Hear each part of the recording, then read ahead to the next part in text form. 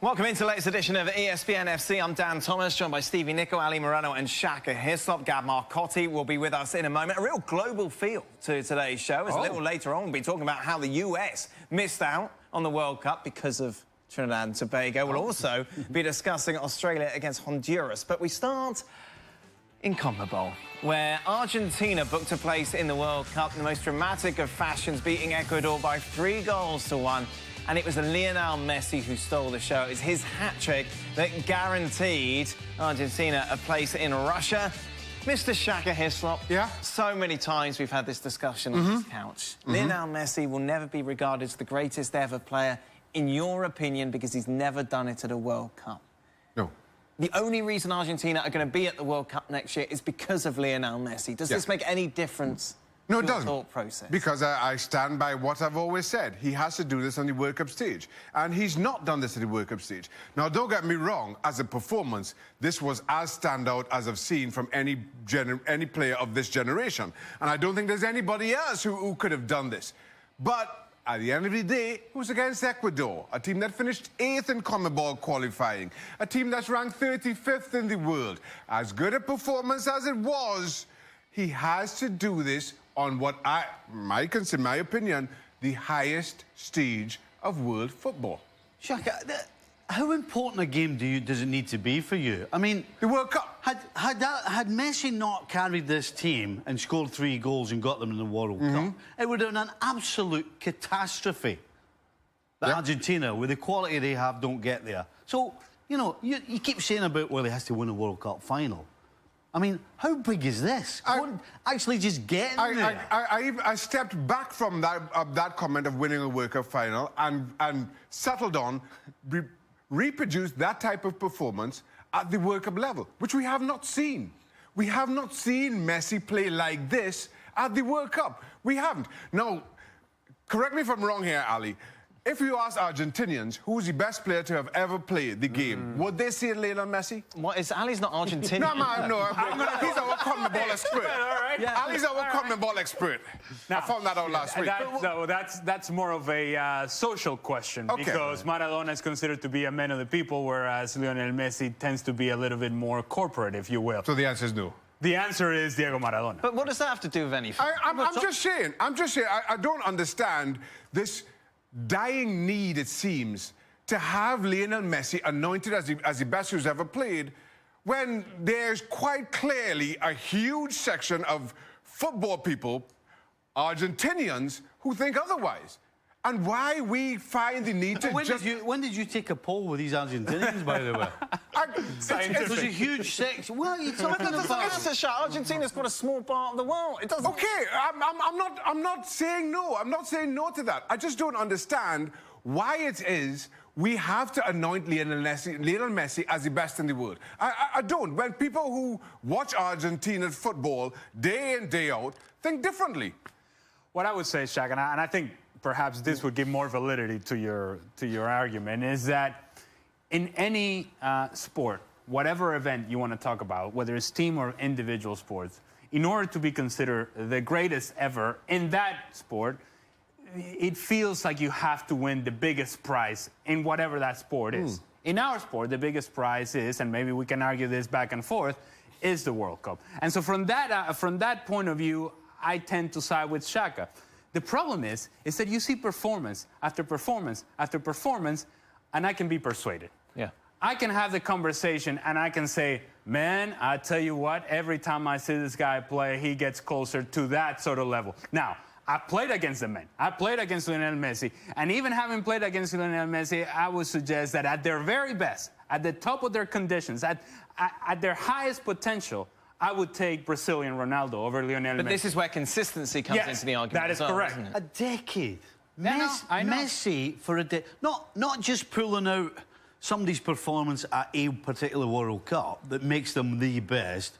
For a decade, his level of performance has never been matched. Never been Wait, you can't say that. And here's... I've just said it. Okay, well, you can't say that and try to... and just think nobody's going to pick you up on it. Pele played in Brazil. Right. Maradona was at Barcelona for how long? What, 2-3 seasons? Did absolutely What did you say about nothing. Pelé in Brazil? What did you say about Pelé in Brazil? What was your comment there? Well, how good was the Brazilian league back then? We saw Pelé every 4 years. Pelé won 3 World Cups. We saw him every 4 years. I don't think we achieve anything by taking merits away from guys like Pelé and Maradona in order to make the argument for Lionel Messi. Those guys achieve tremendous things in the world stage. Wait, hold on. You're trying to compare players from different eras, and what we're going to say? Well, Pelé didn't do it at Champions League. There was no Champions League. No, I'm not. I'll tell you why, Shaka. Because listen, as far as I'm concerned, you can only be as good as you are at the time, whether it's the 50s, 60s, 70s and 80s. So then this is a silly argument. No, it's not. No. What separates Messi, for me, is the fact that for 10 years on the trot, at the highest level, he has been so consistently incredible. That's what I think separates him from the others. He has, of course, been integral for Argentina throughout their campaign. If you look at the statistics with regards to how important he's been, look at that. Without him, they won 1 out of 8. With him, of course, they did enough to make it to the World Cup. Should we bring Gav Marcotti? Yeah, why not? Why not? Hey. Gav, what do you think? Whose side are you taking here? I'm sorry, I kind of feel the need to be a little bit rational. I respect Shaka's argument, but World Cups, you're talking about 1 month every 4 years. There's 101 contingencies that can come into it. Maybe you just happen not to be at your best that month. Maybe you're unlucky. Maybe your teammates screw up for you. Maybe you run into a better team. There's a million things that can happen. To go and judge the entirety of somebody's career over 2 months, to me, just makes no sense whatsoever. I don't think you're judging someone's career just based on that month. I think it's a tiebreaker. I think is what you use to compare players of certain eras is difficult to do as it is.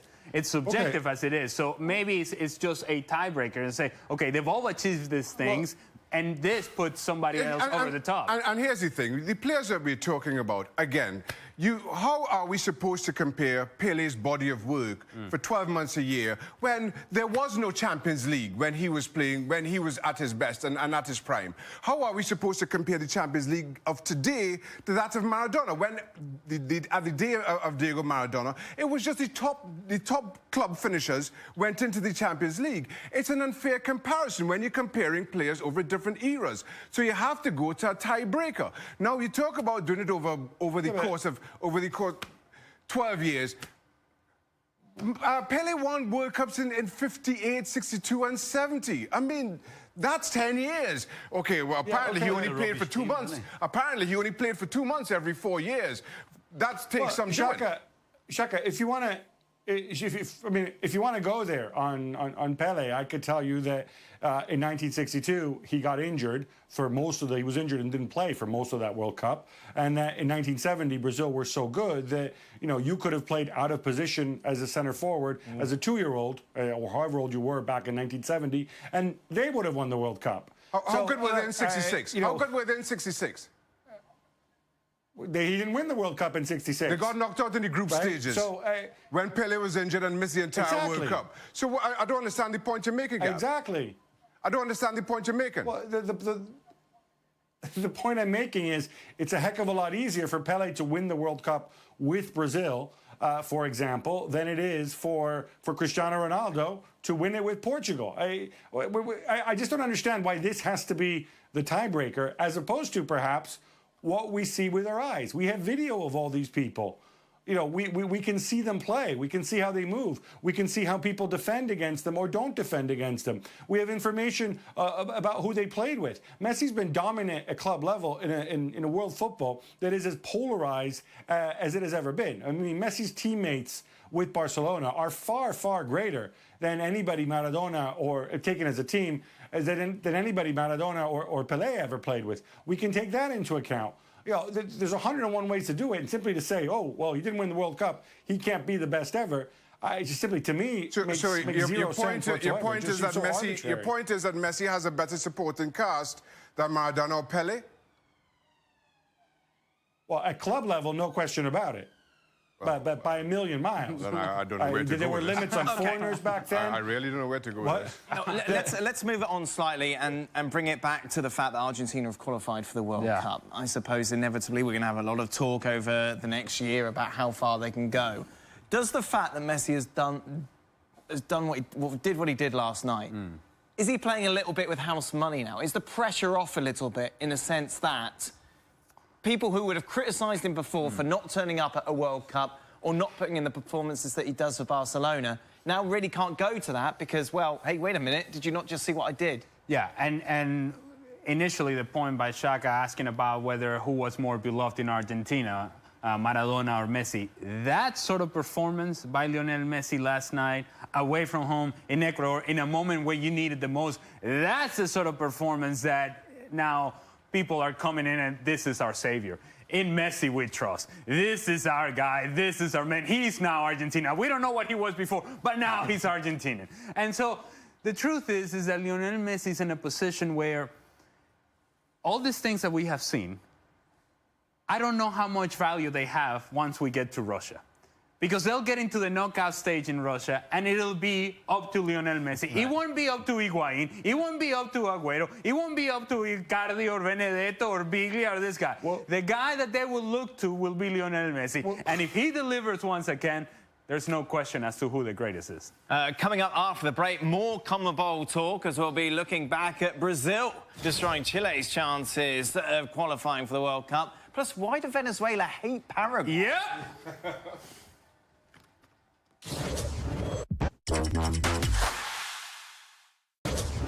Welcome back. Let's continue our conversation about CONMEBOL and switch it to Peru against Colombia. Of course, Chile losing against Brazil meant that a draw was a good enough result for both of these teams to qualify for the World Cup. And that message, of course, got to the pitch, but in a really obvious manner, wasn't it? Everyone was kind of clearly saying, look, a draw is good, it's good, it's good, it's good. There's something, I don't know, kind of a bit naughty about this. I think this is as intelligent, as smart as you can possibly make it. The dark arts. This is as dark can be. But I like it. I love it. And if you're Peru and if you're Colombia, do you care? You're like, hey, you know what? Hey, you guys keep the ball over there. We'll be fine. We'll be fine. Everything is taken care of. Don't you worry. We don't hurt you. You don't hurt us. I'll scratch your back. You scratch mine. It's beautiful. So from a coach's point of view, Stevie, how do you manage this sort of situation? Well, you're the one that's telling them, by the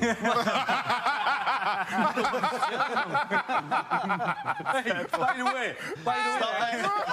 Hey, no more. No, are you sure? Kill the game. Do you know, but Burley would go, I'm not bothered. Yeah. That's it. You have no problem with collusion, obviously, Shea. No, and this is not unique to CONMEBOL or Colombia and Peru at all. It happens time and time again. I know from experience. 2006 World Cup, England and Sweden needed a draw in the last game in the group stage for both of them to go through. Oh, dear. Conveniently, a rather paceless 0-0. I'm not bitter. Whoa. Wow. Hey, Shaq, you guys won last night. Easy, relax. We lost our game. Yeah, and deservedly so. This doesn't happen overnight. It's a 3-year process with Chile, and time again they got it wrong. They made coaching changes that didn't work. Arturo Vidal not playing in this game because of yellow card accumulation. Look, Chile can point the finger in whatever direction they want, but in the end, they got to point the finger at themselves. And some of these players that we appreciate every weekend in terms of what they do with their clubs, they went back to Chile and they thought that the success of Copa Americas was going to translate into winning games in the World Cup qualifier. It didn't work. They got out to a slow start, and in the end, they couldn't catch up. Uruguay, of course, picking a spot as well. Also, Peru in the playoffs. They'll be taking on New Zealand. You look at the SPI, and they're big favourites. As they should be. As they should be. Look, New Zealand is if you're New Zealand, you're probably thinking to yourself, well, this is as good as we could have hoped for, really, in terms of the options coming out of South America. As much as I like Peru and I'm impressed with what they've done in this World Cup qualifying round, they're not Argentina, which could have been an option, and they're not Colombia, which could have been an option. And so if you're New Zealand, you take Peru, but you take Peru knowing that it's going to be a very difficult battle. Why do you hate Paraguay? This was unbelievable. You looked at it, and Paraguay, home against Venezuela, they had a win, they would have put themselves in the mix. Yeah. There's history here. What you were telling me. Yeah, Paraguay left us out of the 2010 World Cup. They knocked us out of Copa America 2011 in the semifinals in the game that we were better, and I hit the post, but I'm not bitter. And they put us out essentially out of the 2014 World Cup. Now, let me tell you something. That lingers, and there are players still within the national team picture in Venezuela that certainly were a part of that. And watching it from the outside and seeing Venezuela going into Paraguay and knocking Paraguay out, that put a smile on my face. And just talk us through you hitting the post. 2 yards out. No, it was outside my range. Oh, well, that's Yes, Well, that's yes, why you hit the post. Oh, yeah, okay, yes. all right. Cross came from the right-hand side, glancing header off the post, down and out. Oh, man. I could have been huge. I could have been huge. Well, Now I'm huge in other ways. coming up after the break, we'll be looking back at an exciting night in CONCACAF, which saw the US not qualify for a World Cup for the first time since 1986. Welcome back. Let's turn our attentions now to CONCACAF. Goodness me, Trinidad and Tobago were the ultimate party poopers, beating the US by 2-1, meaning that victories for both Panama and Honduras see them very much in the World Cup mix. Panama qualifying for the very first time. Honduras, meanwhile, will take on Australia in the playoff. We'll talk about that a little bit later on. But how did this happen? Trinidad had nothing to play for, Ali. US just needed a draw. This goes on the U.S. players and Bruce Arena, the head coach of the U.S. national team, a team that clearly was not prepared, that they thought this was done. They thought, you know what, we're just going to show up and we're going to beat Trinidad and Tobago because it's Trinidad and Tobago, and there's nothing that they can do about it. And the truth is that they did not compete. And once they try to compete, once they try to get back into the game, Trinidad and Tobago were up 2-0. The lack of urgency of the U.S. men's national team in what was indeed a game in which they needed a result was very negative for a U.S. men's national team setup. And certainly, it sets this team up for failure for now years to come. Because it's now 5 years, by the way, until the next World Cup. People are saying it's 4 years. No. We're in 2017. And you got to get it going now for another 4 years, waiting to see what happens with the U.S. men's national team. Trinidad and Tobago, Shaq, they were dreadful in the hex. Yeah, it was dreadful throughout, in all honesty. And I think that speaks to the administration and some desperate missteps made by them throughout the course of this campaign. Now, on the one hand, post the game, a lot of people in Trinidad are talking about, well, we've buried the ghost of 1989 and revenge, etc., etc. Trinidad and Tobago aren't, like, as you described Venezuela, Ali, that party pooper mentality.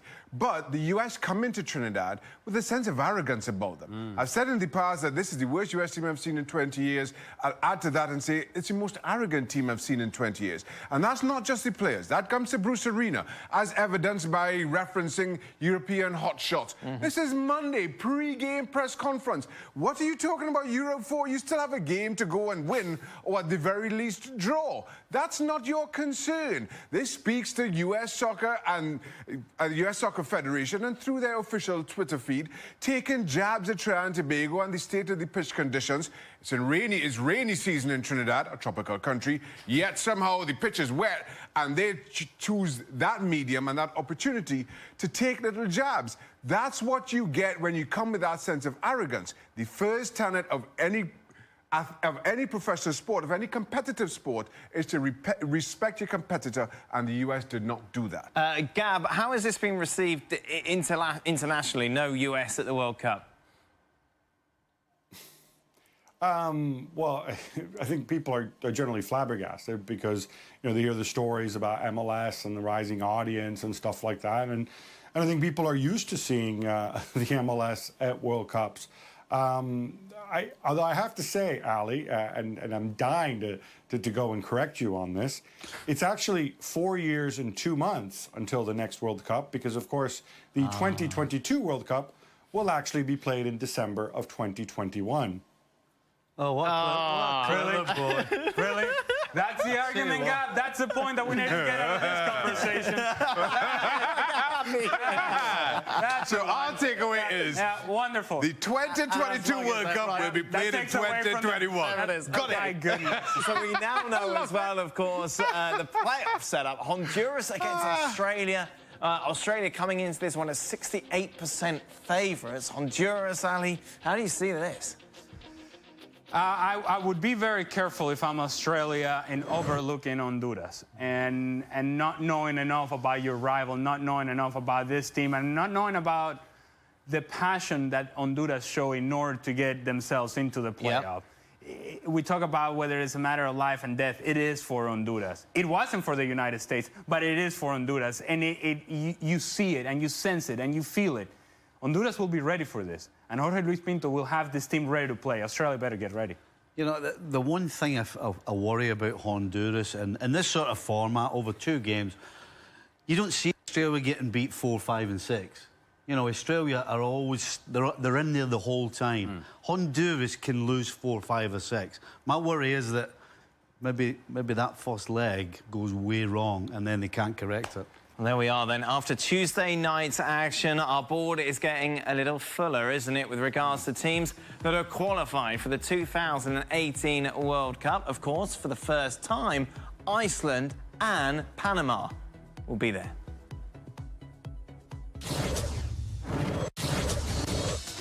Pretty special night it must have been in Panama as they secured their first ever trip to the World Cup with that sensational victory in CONCACAF.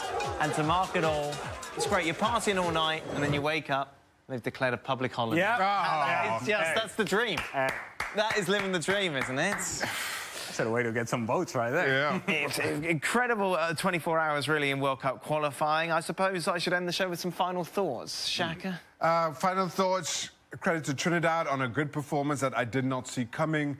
I hope it's a sign of things to come. But after all, our own celebrations are knocking out the US. We still finished bottom of the hex. We've got some work to do.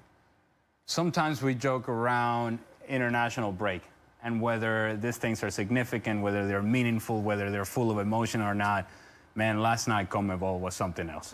Watching all those games and all the permutations and things that could go wrong, things that could go right, teams that could get in, teams were out. CONMEBOL is a fantastic confederation to try to qualify out of. It's incredibly difficult, but if you make it out of CONMEBOL, it's incredibly rewarding. I wouldn't know because we haven't done it, but let me tell you, CONMEBOL is something else. Because of Paraguay. Because of Paraguay. But now they're out as well. They're going to be watching the World Cup right here with me. Because you, right you hit the post. That too. Yeah. It was a great. I rose up too.